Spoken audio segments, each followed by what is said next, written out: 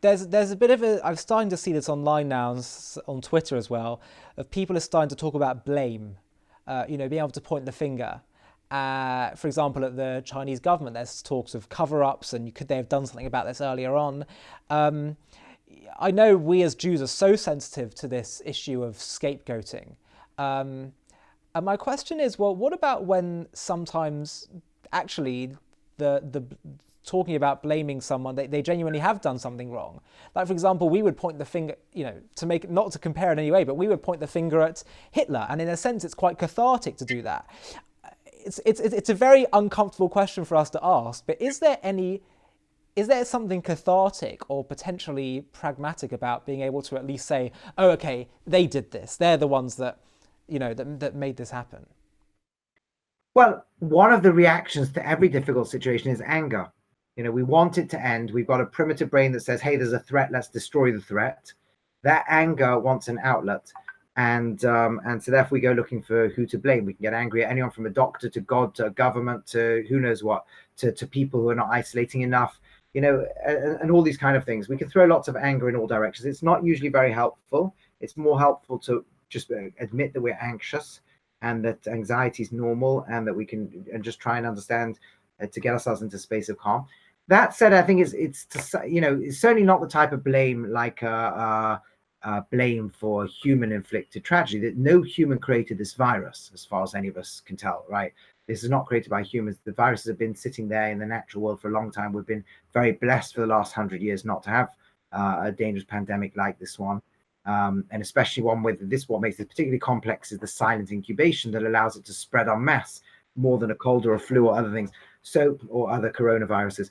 So yeah, that's not a human's fault. Can we look back afterwards and see, well, inevitably there's also politicians and they're going to want to make sure the blame isn't too much on them. And, so yeah, there'll be a blame game. But I actually think this should be a moment, to the best of our ability, to realize that this virus shows us how much we have in common as humans. It's probably the first time in human history that we are all aware of facing a threat together.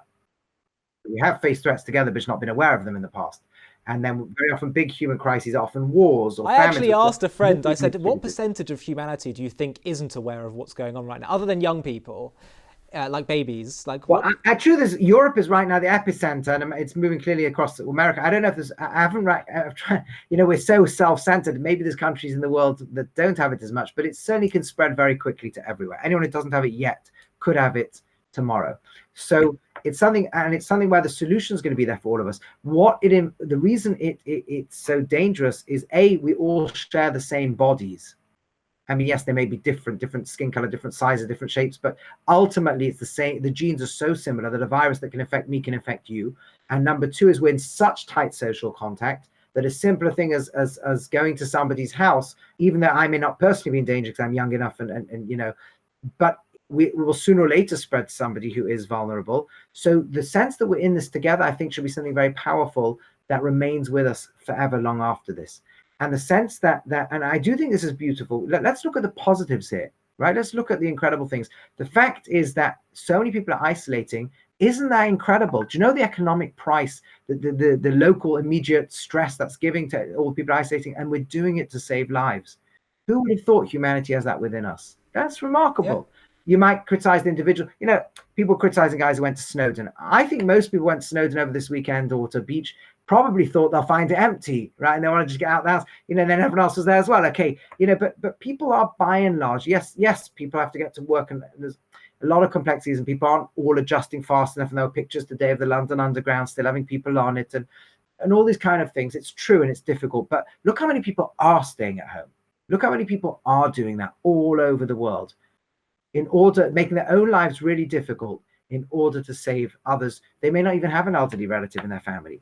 Totally. That's beautiful. That's special. Yeah, agreed. Look how many people are reaching out and helping others, and that's only going to increase in time.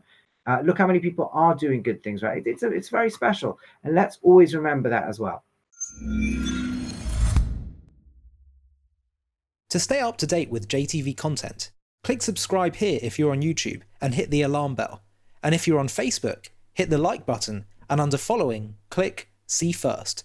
If you enjoy watching JTV content and want to help us continue to grow, please consider making a donation to us by clicking here.